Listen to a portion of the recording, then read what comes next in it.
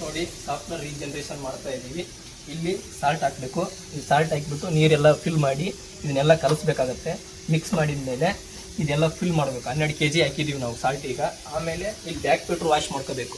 ಇದನ್ನು back filter ನೀಟಾಗಿ wash ಮಾಡ್ಕೊಂಡ್ಬಿಟ್ಟು ಇದನ್ನು ಹಾಕಿಬೇಕು. ಹಾಕಿದ ಮೇಲೆ ಇಲ್ಲಿ ಬನ್ನಿ, ಹಾಕಿದ ಮೇಲೆ ಇಲ್ಲಿ ಸಾಲ್ಟ್ ಎಳ್ಕೊಳೋದು ಒಂದು ವಾಲ್ ಇದೆ. ಇದು ಓಪನಲ್ಲಿ ಇರಬೇಕು. ಸಾಲ್ಟ್ ಬರಬೇಕಾದ್ರೆ ಓಪನ್ ಮಾಡಿಬಿಟ್ಟು ಇಲ್ಲಿ ಬನ್ನಿ. ಇಲ್ಲಿ ಬಂದುಬಿಟ್ಟು ಈಗ ರೀಜನ್ರೇಷನ್ಗೆ ಹಾಕಿದ್ದೀವಿ ನಾವು. ಇದಕ್ಕೆ ಹಾಕಬೇಕಪ್ಪ ಅಂದರೆ ಇಲ್ಲಿ ಬೈಪಾಸ್ ವಾಲ್ ಇದೆ.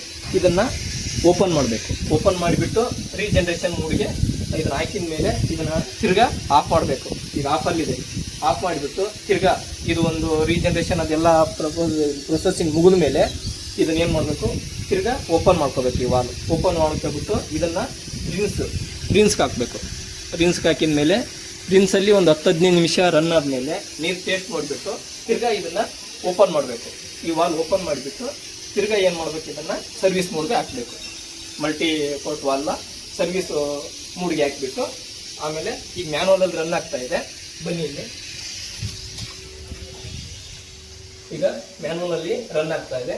ತಿರ್ಗಾ ಎಲ್ಲ ನಿಮ್ಮ ಪ್ರೊಸೆಸಿಂಗು ರೀಜನ್ರೇಷನ್ ಪ್ರೊಸೆಸಿಂಗ್ ಮುಗಿದ ಮೇಲೆ ತಿರ್ಗಾ ಆಟೋಗೆ ಹಾಕಿ ರನ್ ಮಾಡಿ. ನಮಸ್ಕಾರ.